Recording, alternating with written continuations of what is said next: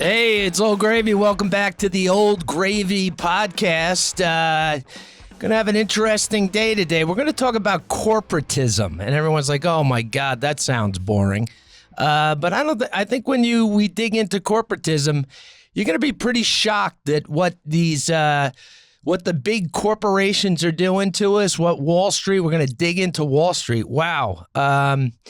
Wall Street's got a lot of stuff to uncover what they're doing to the average Joe out there, and we're going to really dig into that. But let me give you a definition of corporatism. Corporatism is a political system where big business interests, like we're talking pharma, big agriculture, Wall Street, healthcare, big labor, Boeing, Raytheon, the military-industrial complex. This is corporatism, and what happens is in corporatism, these big companies start colluding and conspiring with the political parties, and both Democrats and Republicans. And they become like American oligarchies. And this is bad for America. That's not a free market. And I really want to dig into that.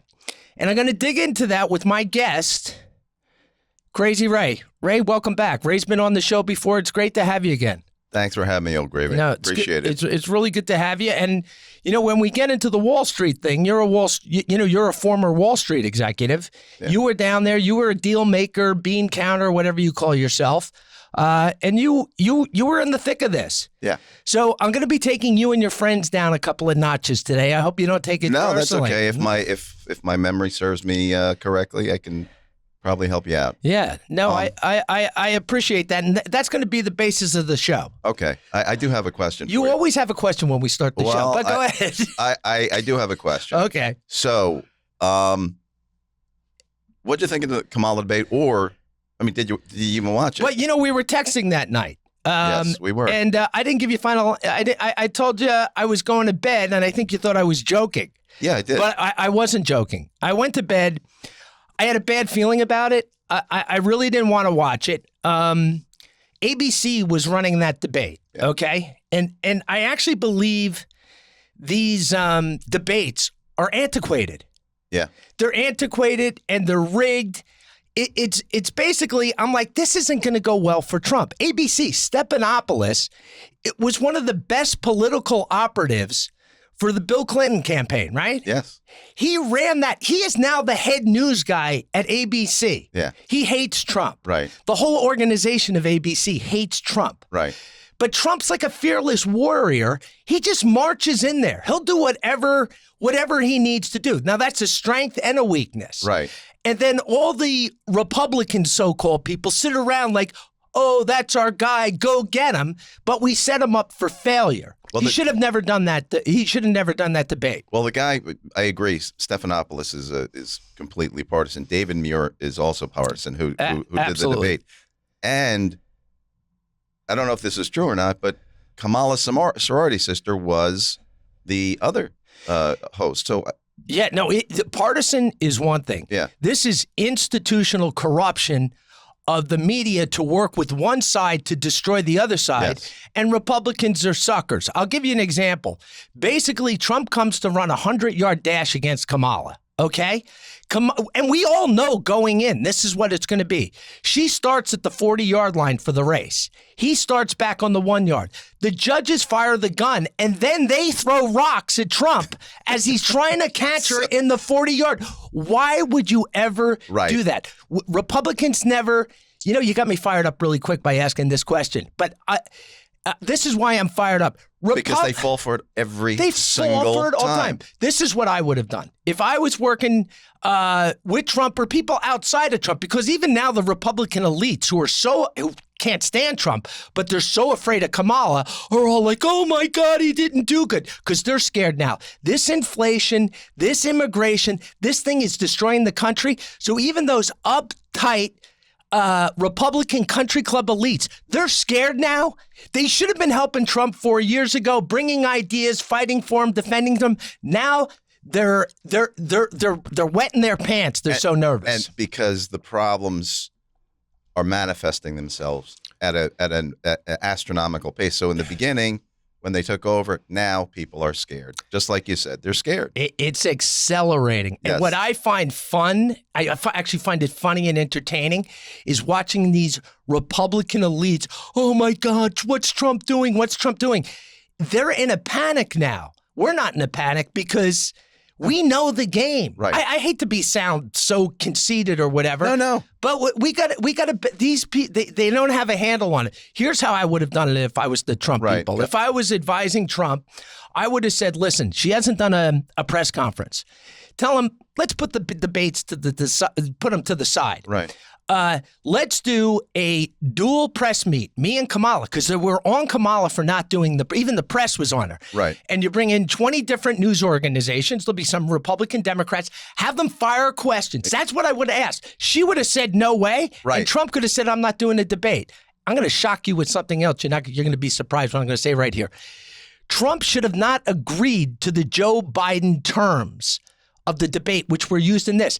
He should have made his terms. Yes. Matter of fact, it would have been better for Trump if Joe Biden, I'm not debating him now. That would have been great because we'd still have Biden in the race. We would be 15 points ahead. Yeah. He was falling apart and all the Republicans get Biden out of there. It would have been better. And I'm going to state this again clearly for the audience. If Trump and the Republican organization, and not everything's on to Trump. That warrior will go into any viper's pit anywhere. This guy does it. But they should have been, it would have been better for all of us if Biden didn't debate because he didn't like Trump's rules, because he'd still be in the race. The debate allowed the left, the Democrat powers that be, to pull him out of the race. But like you said, he's a warrior. He went to the Black Journalists Conference. Yeah. Right? Yeah.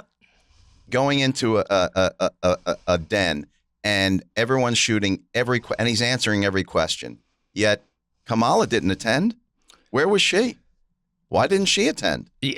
Because we know why. I mean, she's it's not a good at rhetorical it. question, but she's not good at it. She has to be packaged and protected, just like Joe Biden does, because there's other bigger figures and opposing kind of.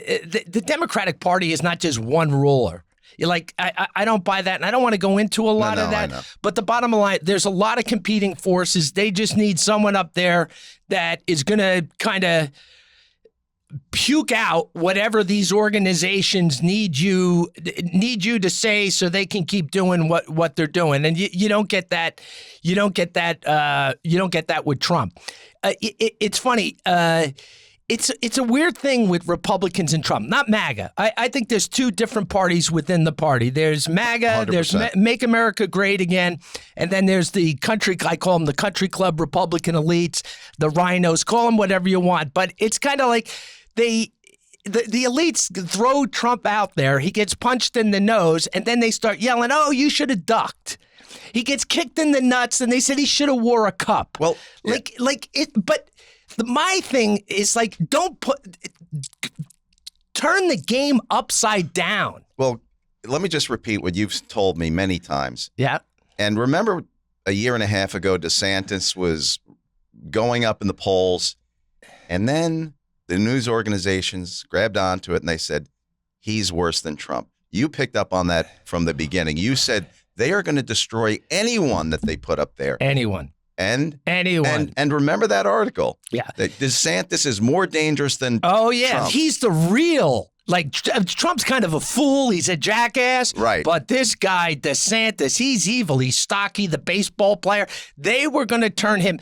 What they did to Justice Kavanaugh, that little nerdy lawyer, Supreme Court, they brought him up in front of the world and turned him not into a rapist, a gang rapist. And look at he's like a little, people like the guy. He's a little nerdy justice guy. And they turned him into that. Incredible. You can imagine. They can't turn Trump into anything because Trump's already, the guy's been shot. Oh, well, like you can't turn him into. No, but you know what's interesting? We talked about this. You go on go ahead. ChatGPT right now. Yeah. And you say, was Trump shot? And I did it before this broadcast. It said, no, Trump was not shot. I know. It's so manipulative. But So we got to get back into the meat and potatoes of the show, which is corporatism. We're going to talk about the corruption, and believe me, there's a lot of corruption out there in corporate America, and it's in the markets. It's in the Wall Street markets. But I do want to thank you for firing me up. We were out last night. I didn't know I was going to fire you up that much. Holy smokes. We were out last night drinking a little bit, so my nerves are on edge. But I want to relax because I want to tell you about Plaza Grande in Cherry Hill. This is for you luxury seekers. If you've been dreaming of a maintenance-free country club lifestyle in a stunning residence, look no further than the Plaza Grande in Cherry Hill. And that's Cherry Hill, New Jersey. So if you're out of state, it's Cherry Hill, New Jersey, where life is grand. Imagine living in a place where you can enjoy luxury community amenities and where everything you need is just minutes away. From exquisite restaurants, retail shopping, grocery stores, it's all at your fingertips. And that's not all. Dive into the pristine swimming pools, take a stroll to the nearby stores, indulge in a plethora of activities, pools, movie, mahjong, bingo, you name it, they have it. Mahjong, I got to get back to that. I don't even know what that is, but it sounds interesting. And now's the perfect time to make your move. And I'm going to tell you why. You get 1 month free on an 18-month lease or 2 months free on a 24-month lease. For more information, head to the Plaza Grande CherryHill.com. That's Plaza Grande CherryHill.com. Spell it all out. I did a tour of it with my wife. It's really a gorgeous place. And you know, it's funny because we go back and forth from Florida. Managing 2 homes is expensive. It's difficult. We walk through there. My wife turns to me and says, "Look at this place. We could live in this community. We have no property taxes. We pay our monthly thing. We're in this country club right here. Easy peasy, yeah. Easy peasy." What a way, I walked out of there and I'm like, I don't want to give up my old house up here yet. And she's like, I don't know. This looks like a pretty good deal. But anyway, so it's Plaza Grande, CherryHill.com. Check it out. It's a great facility. It's a great place to live. And I hope you check it out. So let's get back to work here. Shoot. 81 CEOs, I guess it was a week or 2 weeks ago, all publicly came out. Yeah. I always say, like, why do they do this? It's like if you're in a business as a CEO, why come out? Don't say anything. Right. You know what I mean? Like, I don't think I'd be doing this podcast if I still own my company. So I understand how people, and we're going to get into like DEI and ESG, and we're going to explain that to the audience. Right. And I understand why people can't fight it because they're making a living and they got to go to work every day. Even with my business, what I do, I probably still do it, to be honest with you. I just enjoy it too much. Right. And when you're an entrepreneur, you can kind of get away with a lot. And the good thing is I don't have a lot of listeners. So that's true. So that helps. But anyway, 81 CEOs came out to endorse Kamala. I find that fascinating. But let's play. Well, I want to go ahead. I was just going to play a clip. Play the clip, but I want to get to what's the reason. Like, what is the bottom line? Okay, that's what we're going to cover because that's corporatism. Okay. They see something in the government that they need and they want, and it's beneficial to them to make sure she gets elected. And that cuts across Republicans and Democrats. Yes. Okay? Yep. These corporations, they are up to their neck with the federal government and the benefits that they bring. And let's listen to Robert F. Kennedy. Let's hear what he has to say about corporatism. At the convention, and she gave a speech that was very bellicose and belligerent. It was a kind of speech that was written by neocons and the CIA. The first time in history, they had a CIA former director speaking right before her, Leon Panetta. They had military people speaking at the Democratic Convention. Democrats were the anti-war party.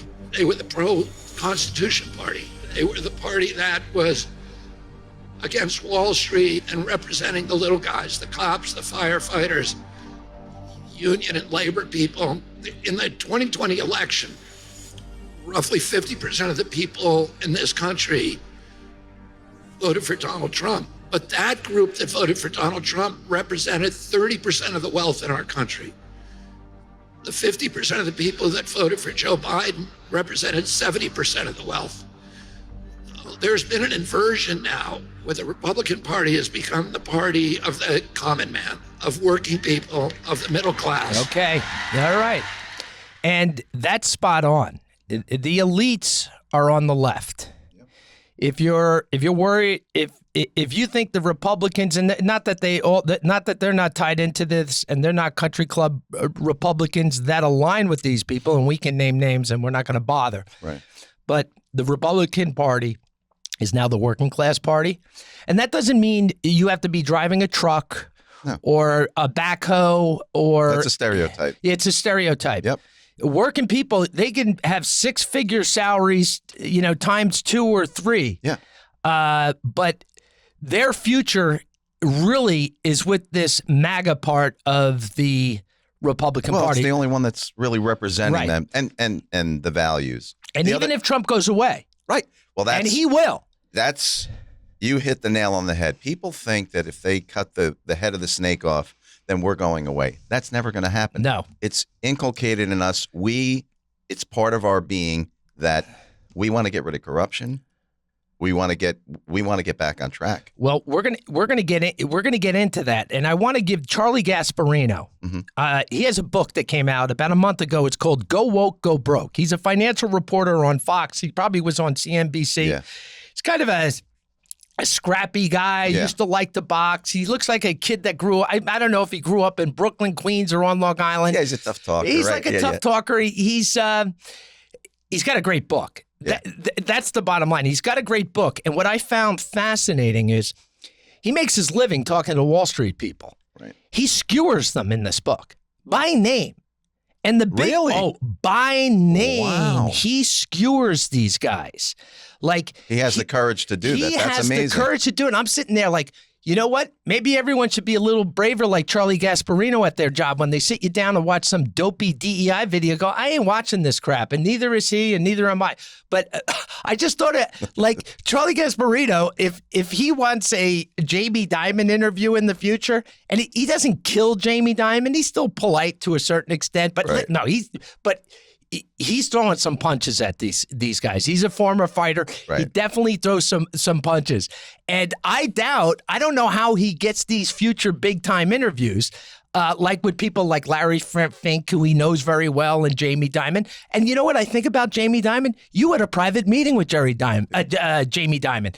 And Jamie Dimon, just so if you're not familiar with him, he's the CEO of J.P. Morgan. He's considered the greatest banker in the world, the most brilliant banker in the world. Worked for Sandy Weil. Yeah, yeah. He's the cat's meow in the banking business. But even he has said that Trump was right. If you've seen the conversation at Davos, he even said Trump was right. Yeah. Several instances. Yeah, but the Dimon walks a fine line. Right, of course. Well, he'd be better off if he said nothing about politics.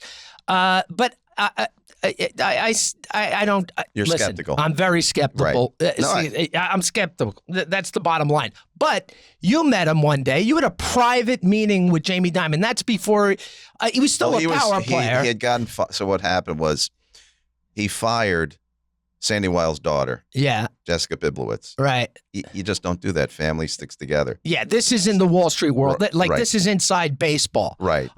At Travelers. And then Sandy fired him, so he was looking for a job. Yeah. So he had an office, I went to meet him, hopefully looking for a job. Yeah. I said, I'd like to work for you. I remember hearing this story because it's kind of cool that you had a private meeting with Jamie Dimon. He had like a bullwhip or whatever. I said. He had a bullwhip in the oven. He had a bullwhip on his desk. Yeah. I said, you're into some new things now. And he was like, he was taken aback, but Oh, that's what you threw at him. Yeah. That's so crazy, Yeah. Ray. Yeah, you walk into this guy, powerful guy, and you say, what's up with the bullwhip, fella? Yeah, you're into some new things. Yeah, you're into some new things. So anyway, unfortunately for Jamie Dimon, unfortunately for Larry Fink and all these other Wall Street guys, Goldman Sachs, they're up to their neck in what they call ESG. And I want to say people hear these acronyms. Yeah. And a lot of them just don't pay attention to it, and that's what we're going to do on this show. Good. ESG is environmental social governance. So what does that actually mean? It means that, and we're going to stay on Wall Street in particular. We're going to focus on them, and we'll expand into corporate America. But basically, is these big banks, they make decisions about where they're going to invest where they're going to invest based on this, how well you check the boxes for how you're protecting the environment. Yep. So instead of they're bean counters, they're MBA guys that were really smart. They put deals. They used to be heavy deal guys. Right. But now they've gone from getting returns for stockholders. Right. And they're now saying it's stakeholders. So they're no longer worried about the stockholders. Stakeholders are, why don't you explain what a stakeholder is? So a stockholder, they benefit, they get a piece of a company, right? The stakeholder is a much broader and vaguer term. It's more like, in principle, it's a good idea. So if you do something, you don't want to harm people. You don't want to you want to be part of a socially, you want to do good socially, whatever, but it's really a smokescreen. And I'd like to give you an example. Go ahead. If you don't mind. So in 2020, Amazon had a problem with the black workers. They were complaining about the working conditions. Well, this is DEI. Okay. So and that's the question I have. So ESG is the environment. Yeah. The DEI is who you're going to hire and what positions you're going to give them based on race, gender, sexuality, or whatever. Right. We're going to get into the DEI, but this is the ESG, and I'm going to take it back to Wall Street. So they make these decisions on it's no longer it's a look. It's a look. It's a smokescreen that you're going to do good for the environment. You're going to do good, but it's really a smokescreen to get other things for themselves. You got it. Right. You just set me up. Right. So you follow the money. So what happens with this ESG? So with the ESG, they find these and believe me, I'm not an expert on this, but I don't need to be an expert. Charlie Gasparino is a better expert than me. I've been following this stuff, read his book. Here's ESG. They have all these funds, these big banks, right? Where do they get all their money? Pension funds, right? You know where pension fund money comes from? That comes from the firemen, the policemen, the Teamsters, teachers unions, all the money pulled out of the working people, yep. Right? This is their investments, their 401ks, their pensions. They take these these are huge. Larry Fink, I think he's got $10 trillion. $10 trillion, and most of it's pension funds. Yes. So then they make the decision where they put the money. Now, Wall Street builds these funds, these ESG. Right. They charge more. The fees to take the working class money is put now into these ESG funds, which, quite frankly, I don't think perform all that well. No, because they used to call them, when I was working there, they used to call them sin stocks. Those funds would not invest in alcohol, tobacco, weapons companies. But by the mere fact that they can't invest, that they have a constraint on them, they're not going to get the returns that companies that don't have those constraints on them, right? Yeah. So they're behind the curve, but they're still what you're saying is they're still charging. But they're still getting rich. You Right. follow the money. Exactly. Now, the working class people, they might be getting a 7% return. Right. And if these guys acted like the greed is good guys they used to be, Right. maybe that working person would be getting 12% or 13%. And let me tell you something. These guys on Wall Street, they're not climate scientists. Right. Okay? They're not climate scientists. They now think they are. Right. But because it's so funny. They think I guess they make so much money. But you said something before, and I'm thinking about it. The 81 guys who signed up, the CEOs, those pensions fund, Larry Fink basically owns them. He owns the CEO of Walmart. He owns so much of their stock. He can tell them what to do. That's why that's why the 81 CEOs, that's where their money's coming from. Yeah. And it's so once again, it's not working out for the working people. It's working out for Wall Street because they're getting the big fees. So why would they do this? Let's stay at the higher level. Why they would do this? One reason they do it. In 2008, after the federal government and the taxpayer bailed out Wall Street, they also blew out a lot of the competition for the big banks. Yep. They overregulated, drove a lot lot of They picked favorites. They picked favorites. Yep. So now Wall Street owes these politicians. Okay. So I kind of look like it's protection money that works for everyone. So the protection money is from the government. The Democrats, the left, want to turn this new economy for their green technology entrepreneurs, give them all the money, have them come up with these windmills and solar panels to destroy the oil people who weren't giving them money. And they know if they do this ESG stuff, they keep the government off their back. Right. They still make their money. Right. But comment on that. I want you to think about that. Like, no, I mean, I was thinking of one of the things. I mean, they're literally building these multi-billion-dollar machines that drag carbon out of the air. Now, anyone that knows basic biology, why not just plant more trees? Like, if you're really just plant more trees. That sucks the carbon out and gives off oxygen. Well, so who's making money? Someone who's ever making that big ass machine, whatever. Yeah. I said ass. Who cares?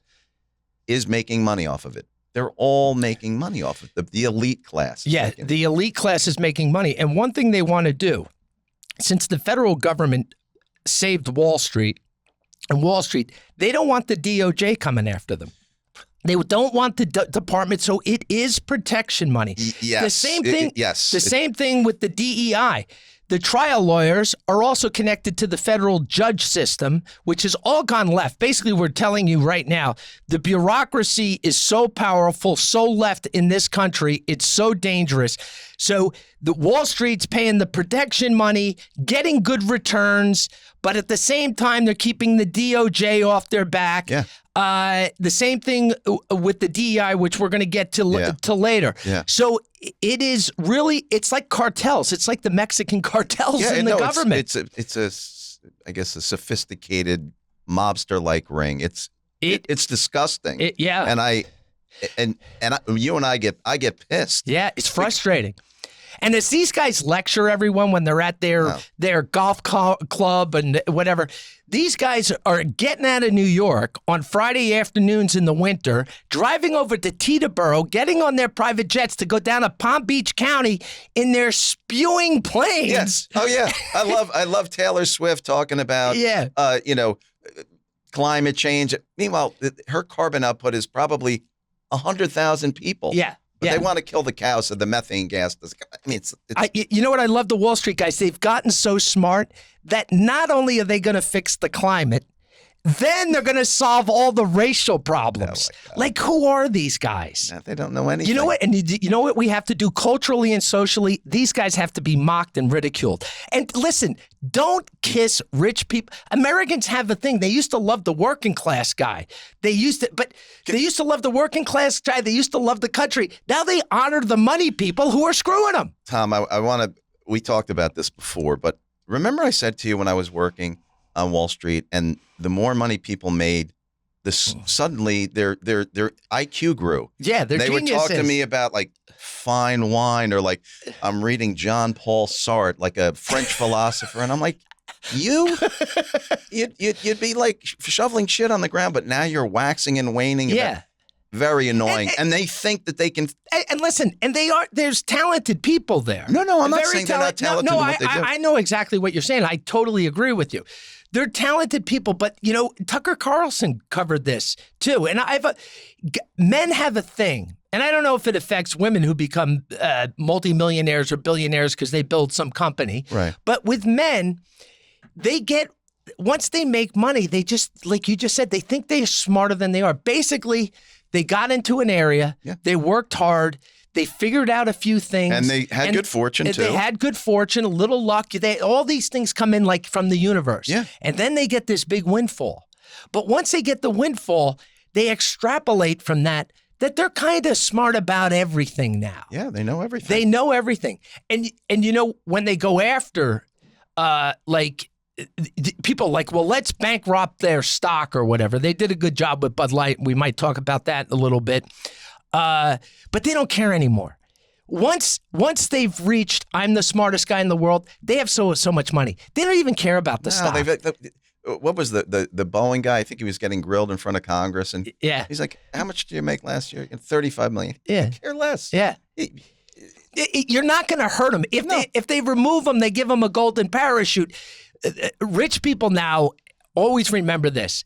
They're not worried about the corporations they represent. They're worried about their social and cultural status, who their kids are marrying, what schools their kids go, what philanthropies they belong to. This is the most narcissistic kind of trend in America right now. It's not about country. It's not about the border or patriot. It's about where is my standing in this competitive pecking order. It's like being at a private elite high school. Am I number one? Am I number two? Me and you didn't have to worry about that. We were in the bottom 200 or 300. So a lot of people would say we're jealous, but we're not. Really. We want nothing to do with this. Thanks. You could have kept your own, but Hey, listen. You met with Jamie Dimon.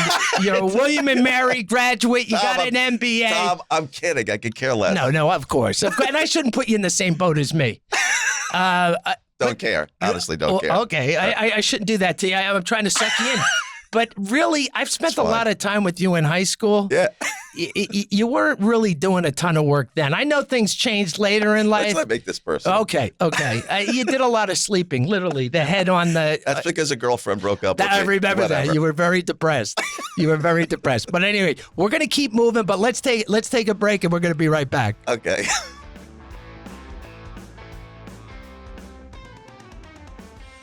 Hey, welcome back to the Old Gravy podcast.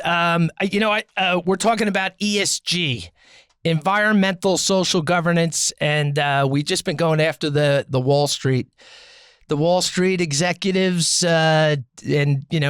it's. Let me give you an interesting story from Charlie Gasparino's book. Yeah, the Goldman Sachs. Okay, and believe me, these old bankers from back in the day, they are spinning in their graves, thinking about these new CEOs and all their managing directors or whatever. They are spinning in their graves about what these guys are doing.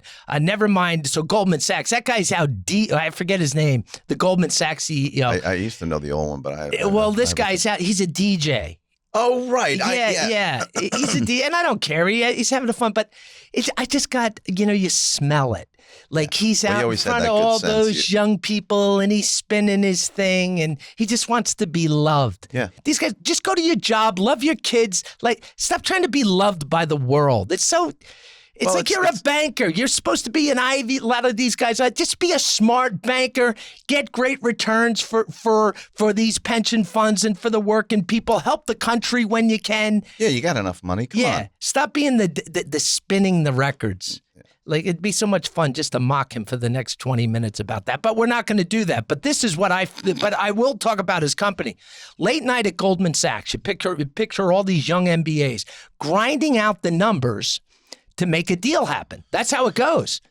And if you've ever been through an acquisition or a merger or whatever, these things go. I was shocked. Like, I've been through one with my company. It literally goes up to the last minute. So picture all these guys in New York, guys and girls sitting around the table, grinding out numbers to make some deal get put together. These are the investment bankers. This is what they do.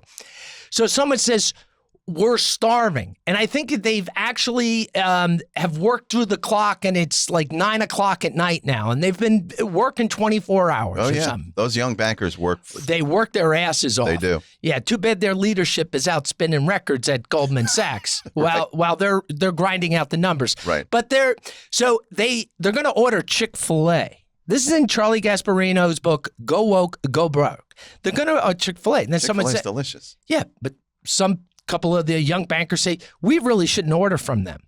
And some other banker says, why? I love Chick-fil-A. Well, with the guy, the CEO, they're anti-gay. What? Yeah. Yes. This becomes. I don't remember hearing that. Well, you got to read Charlie's book. I will. Go Woke, Go Broke. I will. So they start arguing amongst each other that it actually made its way. This is how crazy things have gotten. It actually made its way up to the HR department. You're kidding me. And then there were leaks about it happening. So they're fighting over ordering Chick-fil-A because the Chick-fil-A CEO shuts down on Sundays. Everybody's anti, if you're part of this new age ESG or DEI, you're definitely not down with religious people. So they got to be destroyed, like Trumpers. So So this actually, that's right. They do shut down on Sundays. yeah. That's So right. so this was actually a big issue in a deal making thing about ordering those good chicken sandwiches. Incredible. And what's so interesting, it's so Gestapo-like. So here you got a guy who owns Chick-fil-A, and I don't know a ton about Chick-fil-A, except my kids love it. We eat chicken there every once in a while.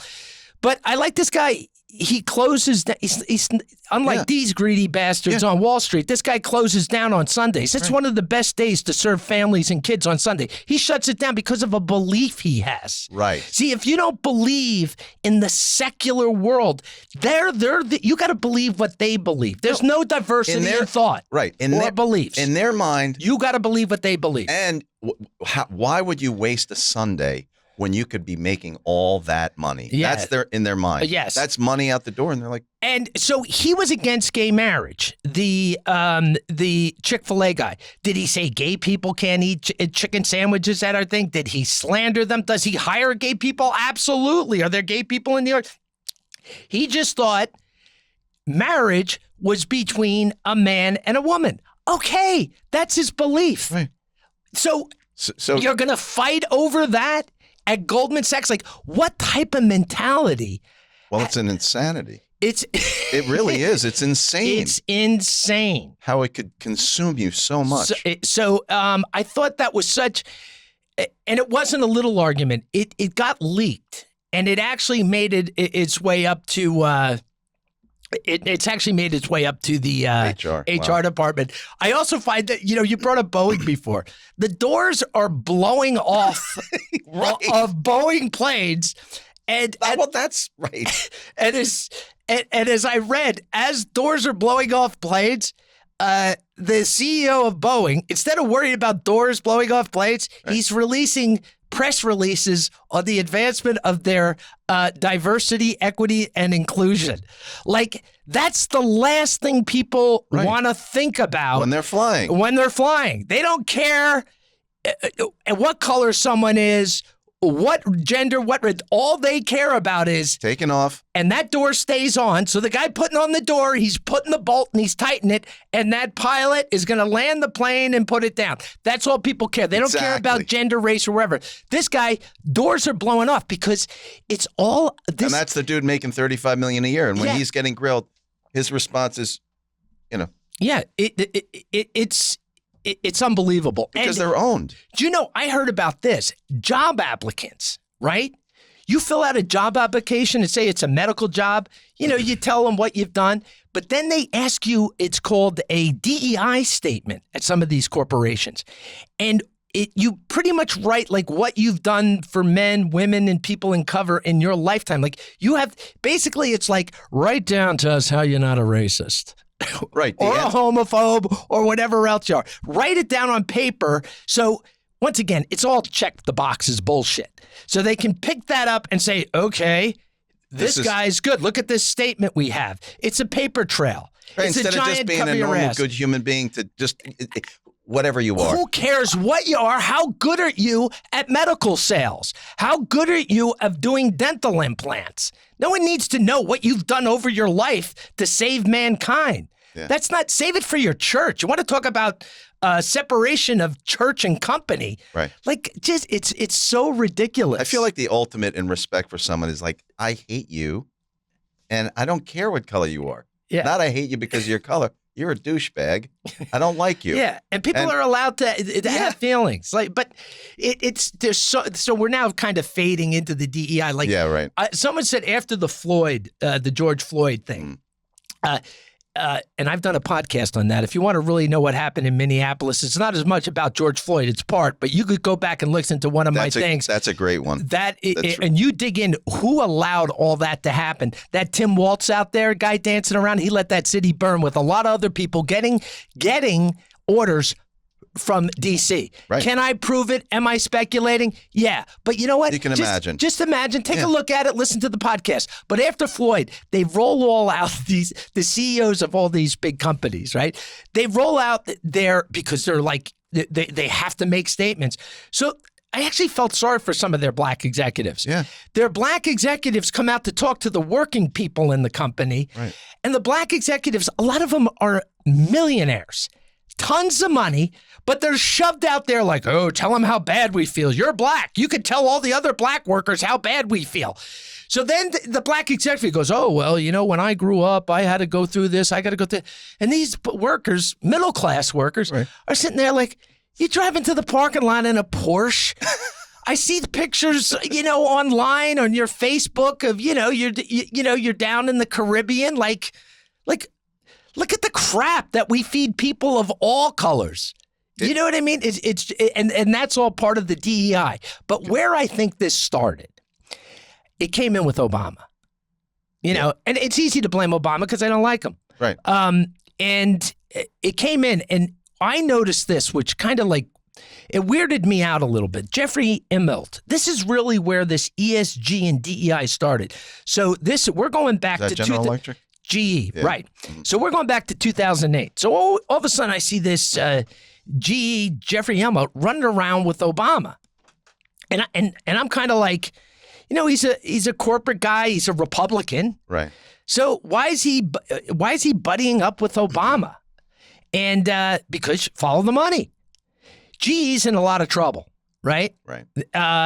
He took it over in 2000. At the time, you're saying. Yeah, they're in trouble. He took over, I think, in like 2000 or something. Right. But it only got progressively worse. Jack Welch actually said to himself, the biggest mistake I did is I hired someone because of personality. He charmed me. Mm-hmm. And I made a big mistake because he would go on to really destroy GE. Right. I mean, you could make excuses. This was going to happen because, you know, companies grow and fall. But believe me, he accelerated. Right. And he accelerated because he got into bed with Obama and he started this big DEI thing. This is back in 2008. No idea. Not only did he do that, he also got into the ESG thing. But why would he take General Electric into ESG? Because he was getting tons of government money to build windmills and solar panels. And he built really crappy ones. Right. They were shitty. Yeah. They were really crappy, and that's why he was running around with Obama, because you always follow the money. Just like we talked about the pension funds. They're getting better fees. Just follow the money. This is where these guys take you. And so I actually believe this was the start of that, where we went full force into this kind of DEI ESG. And then when Biden came in, he took it to a whole new level. And his backup, Kamala, you know, they have her on tape saying, you're not woke. You got to be woke. You got to be more woke or whatever. This is bad. But I want to say this because people will say, you know, two white guys sitting in here, bad mouthing DEI. The bottom line, it's bad for everybody. It's especially bad. Can I give you the example? I'm talking over here. Go ahead. No, that's all right. I wanted to give the example. So I guess in 2020, there were some pretty bad warehouse conditions. The black employees were complaining about the warehouse conditions. At what company? At Amazon. Sorry. Okay. Thanks for saying that. So some of these people got fired, right? Yeah. And there was a media storm. They fired the black people, right? Yeah. So what did Bezos do? He donated like $10 million to, I don't know if it's Black Lives Matter or it's a drop in the bucket. It's probably what they make in a millisecond. $10 million. Yeah. And then they plaster that all over. I know. To wash. So they're to wash their sins away. Right. And that's what it's all about. It's marketing. It's marketing the washing of the things. Right, but who's still getting screwed? Right. Of course. And there were a few people like, who's the guy that wrote How to Be an Anti-Racist? I forget it. Kendi and another one. You know, they get wealthy. Yes. And listen, what we have, and Vivek has talked about this too. The problem in the country is an economic caste system. And because we all suffer under an economic caste system, because there'll be rich black people, rich white people, rich Asian people, rich Indian people. but everyone else isn't giving a chance. This is consolidating. Yes. The ability to move up is getting harder. I try to, because life is about percentages. I say that all the time. I started 2 companies, one in 1987, very easy to do. Not much regulation, not much paper, cheap labor. You could find people to work for you. Started another one in 2000. That was harder. That was harder in 2000. Now, if I think about starting another company after selling a company, my angst to do that is huge because of labor cost, regulations, DEI, everything. It's just too much. But this economic caste system, it has to be destroyed. And if you have the money, like a guy like Elon Musk, the hurdles that he has to go through. He talks about, like, when I build a spaceship, they talk about like the 10 items that I didn't pass in the newspapers, the 10 regulations that I could. They don't talk about the 10 million that I did pass to get this done. So it's just and we're not climate scientists, right? No, but neither are the guys on Wall Street. They don't. And let me tell you, I got a project for them because this bothers me. I love the ocean. Everyone, I think most people love the ocean. Some people don't. And I swim in it a lot. And there's 10 rivers in the world, right? So this CO2 thing is very complicated science. And I actually think if you're not building solar panels or electric cars or windmills, if me and you invented, we took sodium and water and it would take CO2 and drop it out of the universe for pennies, they would say it wouldn't work because there's too much invested in this scam. Right. I'm sorry. Keep talking about the rivers. 10 rivers, sure. Yeah, because I'm going off point. So there's 10 rivers in the world. And listen, you can fact check this. I don't know. I've read it a few times, so I've read it too. I think it's closer to the truth than not. But there's 10 rivers in the world. 8 are in Asia, 2 are in Africa. Basically, in terms of pollution and plastic bottles, 90% of ocean plastic comes out of these 10 rivers. And so how would all the plastic get to Africa and Asia? Because all these Western countries put the plastic on these barges, send them over. I don't care where it comes from. Right. This is where so you have 10 rivers. Right. Okay. So when all this crap, why doesn't Wall Street? That is a concrete problem right there. I'm completely against plastic bottles. Why don't they prove to us? The environmental people, the politicians who are in bed with the Wall Street people, fix those rivers, get the plastic out of the ocean. CO2, it's sunspots, it's volcanoes, it's cow farts. It's good. No one wants you to get a handle on all that because there's too much money to be made. So why don't you just start with something concrete and prove to us that you can solve the plastic in the ocean? And that leads to another thing. So China and India, we're discussing it on the way in. They spew more, like it's 1,000 times. Our technology in the U.S. is so much better than theirs. We could burn natural gas cleaner. We could do that. But so it's bullshit. It's not about the climate. If they're allowed to spew whatever the hell they want into the atmosphere, but why are we penalizing ourselves? Why are we putting ourselves at the bottom of the? It makes no sense at all. It makes and no there sense. are people that are suffering economically from these stupid policies. Yeah. No, you're talking, like I drive by my town and there's a lot of good, solid working class people, professional class people, and their spending power, if they're making $200,000 a year, the last few years, they're at $160,000 now. And guess what a lot of them have on their front lawn? A green sign that says climate action now. Okay?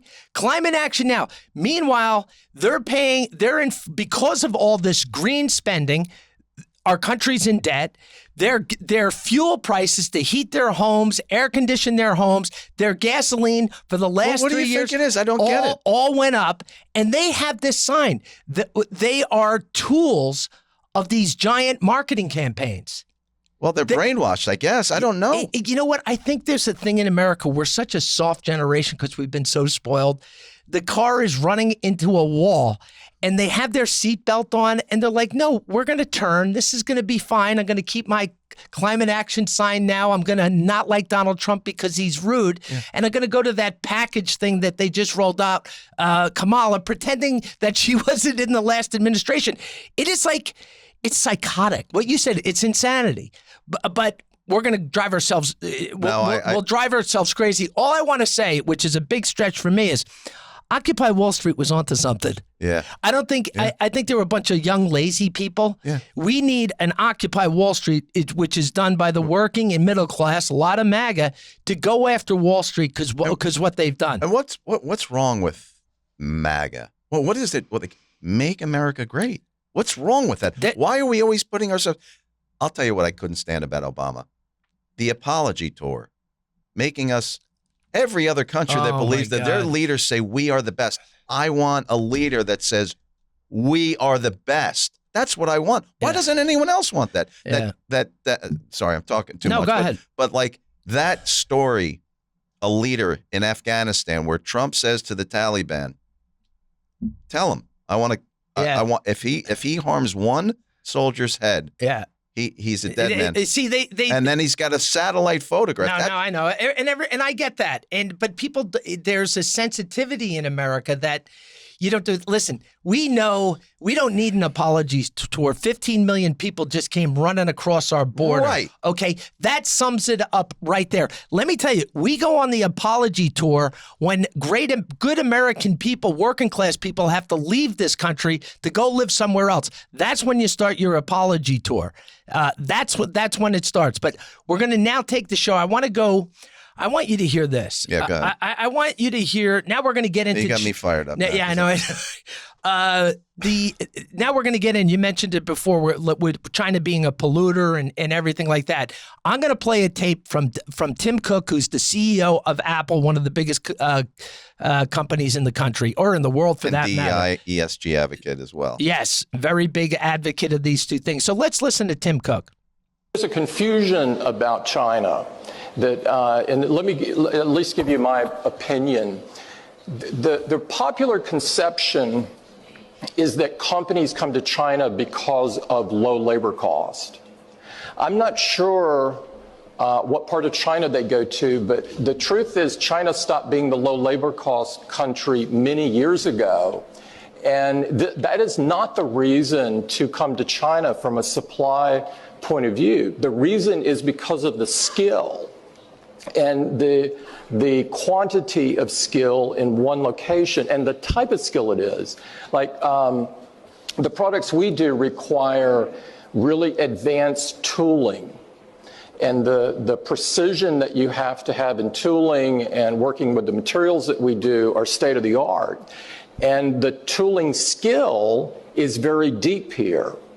You know, in the US, you could have a meeting of tooling engineers and I'm not sure we could fill the room. Okay. All right.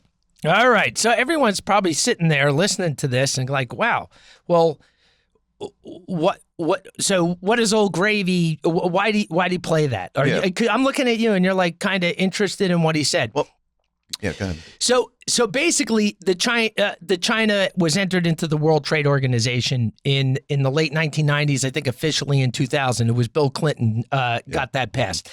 And the philosophy always was, well, if we bring China into the world economic community, they're going to become more democratic. There were going to be a fairer trade and all that other BS. There was opportunity there. They don't let us in there. The truth is, I mean, I should have brought the numbers, but who cares? Right. They ship billions to us, and we don't ship anything to them. Maybe we ship something, but it's very little in comparison. But basically, what he's saying is now it's 2024. It's 25 years, 2.5 decades later. He's saying, well, the Americans suck. Yes. Americans suck at building things. Well, Tim, the reason they suck is because Wall Street again, the lobbyists, the big corporate interests said, screw our manufacturing base. We can save so much money and send it over to China. Screw the American worker. But then they told the politicians, and I actually heard and I forget his name, a senator or something, said, listen, Wall Street told us, the lobbyists told us, the business roundtable, the commerce, what's the community, which is a big leftist organization, the organizations of business. They all told us this was going to work for America. We would be a service industry, but we'd be working on the more important technologies. It was all bullshit. The senator said, Everyone else got rich and the American worker got screwed. And like Elon Musk has proven to people, and we both admire what he has done, is if you're not building things, you don't learn to build things better. Or you don't learn to build new things like he's done with cars and rockets and everything by building them here. So all that skill, he was saying, we have no tool makers or tool specialists with that precision. You know why we don't have it? Because the Chinese didn't have it either. But when you guys all got rich by moving our manufacturing, they got to practice. They learned. Exactly. You learn by experience. What the reason why I was thinking deeply about what he was saying was they were doing it 20 years ago. So what are you talking about? Okay, yeah, now they've gotten better because you invested all that money over there when the labor was cheap. You built their infrastructure to do it. Right. You could have done that here. Basically, he said Americans are incapable now. Well, just be real about it. Yeah. Say that the labor was cheap. That's why we're there originally. Vietnam, China. And then they developed all these skills. And here's another thing. Then take it another cut. We got away from the trades, which he mentioned. Our public school system sucks. Okay? It sucks. And it sucks, and it's a problem, and that's another whole show that we can't go. I don't want to go into now, but that's a show in itself. And I think the important thing we said, I want to cover one thing before we go. This Mark Cuban guy drives me crazy. He is so smug. He is so smug. So he's a huge DEI guy, and he actually says, against what Charlie Gasparino says, who wrote Go Woke, Go Broke, he says young fans, they love it, and the NBA is going to get rich off of it. The NBA's biggest, when they talk about DEI, diversity, equity, the Chinese is a huge market for them. If you're an executive at the NBA, you badmouth China or anything, you're gone. Yep. China is brutal to its people. They crack down on Hong Kong like you wouldn't believe on people for democratic values. I don't even pronounce the name, the sect of Muslims in China, they're enslaved. Then take DEI and ESG to Wall Street with these green solar panels, which take lithium and copper. Yes. These are all being mined in Africa with slave labor. And the carbon emissions they put out are huge. It's disgusting. And these are the guys doing DEI. Yeah. And hypocrites. It's like the hypocrisy. Yeah. Same thing with NASDAQ. NASDAQ now will only list companies that check all these DEI, ESG boxes, but China gets a pass. I know. China gets a pass. On that. Yes.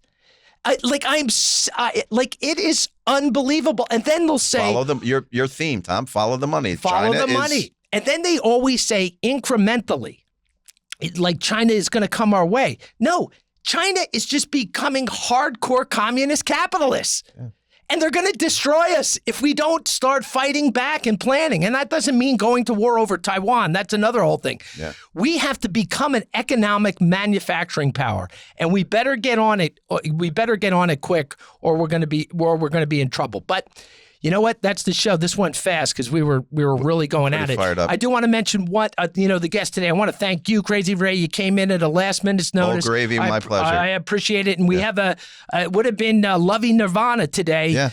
He would have been he had guest. Something come up. He couldn't make it. He would have been a great guest. He's like Indiana Jones. Yeah, he's fantastic. He's had a major healthcare thing with his brain that he's come back from. He's a physical. He's like a renaissance. He's an amazing. Artist. A real interesting guy. Hopefully we're going to get him the next time. But thanks for listening to the Old Gravy podcast. And don't forget about Plaza Grande, cherryhill.com, a great place to check out if you want to live in exquisite living. Thank you. We'll see you later.